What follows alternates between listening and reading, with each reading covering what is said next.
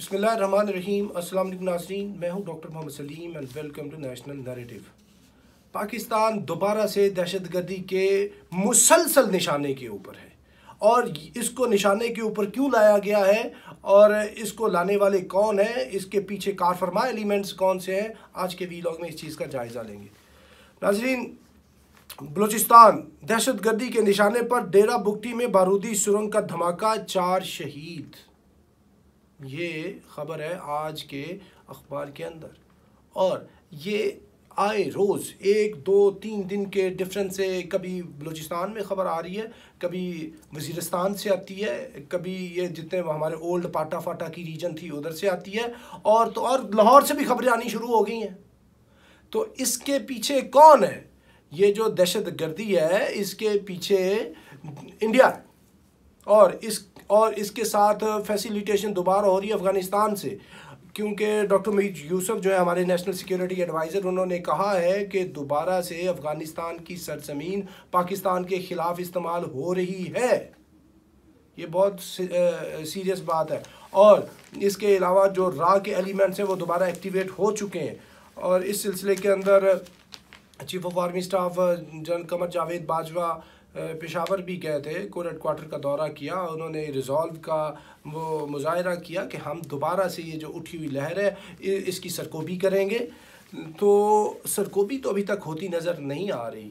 ये जो वेव है ये इस इंटेंसिटी इख्तियार करती जा रही है और NSA की जो ये स्टेटमेंट है कि दोबारा से जो सोइल ऑफ अफ़गानिस्तान है that is being used by Pakistani enemies. तो इस सिचुएशन के अंदर हमें आइडेंटिफाई करके टारगेट को चूज़ करके इंगेज करना होगा, नहीं तो ये जो वेव है ये बढ़ती जाएगी। In the heart of Pakistan if they have reached what is left behind. तो ये ख़ुद NSA साहब को ये हमारे जो इस्टेब्लिशमेंट के लोग हैं उनसे मिलके ऐसी कोई पॉलिसी डिवाइस करें और अगर आप पॉलिसी डिवाइस नहीं करते ये तो बहुत ही ज़बरदस्त काम हो रहा है दुश्मनाने पाकिस्तान के लिए और ये बहुत तशवीश की बात है। और आपका डायलॉग फेल हो चुका। अभी भी शेख रशीद बात करते हैं कि जी डायलॉग हमारा इन वन वे और दी अदर चल रहा है। ओ भाई, ये डायलॉग की कन्फ्यूजन से निकले, या तो डायलॉग आप कर लेते। इतने महीने आप डायलॉग करते रहे, कोई डायलॉग के अंदर कामयाबी नहीं हुई। डायलॉग होते हुए भी वो आपको इंगेज करते रहे। कितने हमारे वो 2 कप्तान शहीद हुए जब इनका डायलॉग अपने बिल्कुल क्लाइमैक्स के ऊपर था और 1 महीने की वो नवंबर से दिसंबर तक की इनकी एक सीज फायर की लिमिट थी, उसके अंदर भी ये काम होते रहे और अभी भी आप डायलॉग की बात करते हैं। डायलॉग तब कामयाब होगा जब आप इसके अंदर गारंटी लेंगे अफ़गानिस्तान की हुकूमत से, जो गारंटी आपको दे नहीं रही। और अगर वो गारंटी नहीं कर रहे तो जो भी दुश्मनाने पाकिस्तान है वो जिधर भी बैठे हैं वो दे आर क्रिमिनल्स, तो उनको आपको इंगेज करना होगा और पूरी एक कोऑर्डिनेटेड पॉलिसी को आपको एडहेयर करना होगा, नेक्टा को एक्टिवेट करना होगा और सोशल मीडिया के ऊपर आपको कैंपेन करनी होगी, मेन स्ट्रीम मीडिया के ऊपर और प्रिंट मीडिया के ऊपर। दोबारा से ये इंटीग्रेशन आप लेके आए, इस मोमेंटम को थोड़ा सा बढ़ाएं और इस बढ़ोतरी के अंदर से एक नतीजा फिर बरामद होगा कि हम इसको डेथ ब्लो दे सकेंगे। जो अभी बढ़ रही है ये सारी की सारी दहशतगर्दी, वो कहते हैं nip the evil in the bud, और अगर अभी आप इसको इब्तदा के अंदर इस काफर का सर कलम नहीं करते तो ये कई गर्दनें पाकिस्तान की ले जाएगा और बड़े पाकीज़ा खून जो है वो इस धरती पे गिरा रहा है और मुसलसल वो शय पकड़ रहा है। और ये जो सूरत हाल है इसको वॉर फुटिंग पे आप लें। मुल्क के अंदर जितना भी ये पॉलिटिकल इंस्टेबिलिटी या बाकी चीज़ें चल रही हैं उनको उनके हिसाब से चलने दें, लेकिन कॉन्सनट्रेट करें क्योंकि बलूचिस्तान दोबारा टारगेट हो चुका है।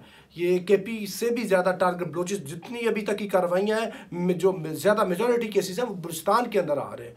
तो ये लॉ इन्फोर्समेंट के लोगों को, इस्टेब्लिशमेंट को बहुत ही ज़ोरदार तरीके से इसके ऊपर पॉलिसी को अपनाना होगा और जो एक इंटीग्रेशन है उसके अंदर वो आपको एडहेयर करना होगा और अफ़गानिस्तान के साथ आपको जितनी बाढ़ रहती है उसको कंप्लीट करना होगा।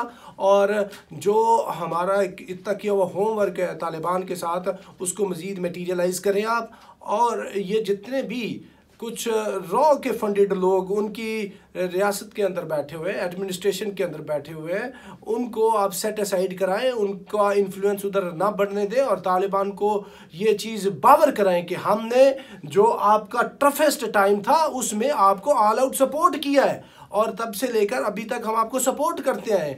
तो ये एक हमारा वन एंड ओनली काम है जो कार्डिनल एक हमारी रिक्वायरमेंट थी तब भी और अब भी कि ये जो दहशतगर्दी आपकी सोइल से हमारे अंदर हो रही है इसको आप ख़त्म करें। तो ये आप क्यों कामयाब नहीं हो रहे? देखें, ये बहुत बड़ा सवालिया निशान है हमारे फॉरेन ऑफिस पे, हमारी इस्टेब्लिशमेंट पे, क्योंकि जैसे हम चाइना से सपोर्ट नहीं ले सके थे 1965 की वॉर में, 1971 की वॉर के अंदर, और वो भी एक हमारी नाकामी थी कि हम किस तरीके से उनकी सपोर्ट नहीं ले सके, क्योंकि उस टाइम भी जो दुश्मन हमारा था in one way or the other indirectly वो चाइनीज़ का भी दुश्मन था कि 62 के अंदर उनकी वॉर हो चुकी थी आपस में, लेकिन हम चैनलाइज नहीं करवा सके अपने लिए उनकी सपोर्ट। और अब भी अगर पिछले 74 सालों की तरह यही पॉलिसी रही कि तालिबानों को इतना सपोर्ट करके भी इतनी लैंडमार्क आपने विक्ट्री दिलवाई है इनको, आप you have been instrumental, peace के लिए हम भाईवाल हुए हैं ना उनके, हम अगर उनकी सरजमीन पे पीस लेके आए हैं तो ये भी उनका अब फर्ज बनता है, अब उनकी बारी है कि हमारी सरजमीन के अंदर पीस लाने में वो हमारी मदद करें और आपने ये मदद लेनी है उनसे। ये कैसे लेनी है? दिस डिपेंड्स अपॉन यू कि आप उनको मजबूर करें कि हमें हेल्प आउट करें, क्योंकि ये अब की बार उनकी जिम्मेदारी है और ये काम इस्टेब्लिशमेंट को, फॉरेन ऑफिस को ये मिल के करना होगा और पाकिस्तान को ये जो बढ़ती हुई लहर है दहशतगर्दी की इससे निजात दिलवानी होगी। तो नाज़रीन, अब तक के लिए इतना ही। Up till next time, thank you very much. Pakistan जिंदाबाद।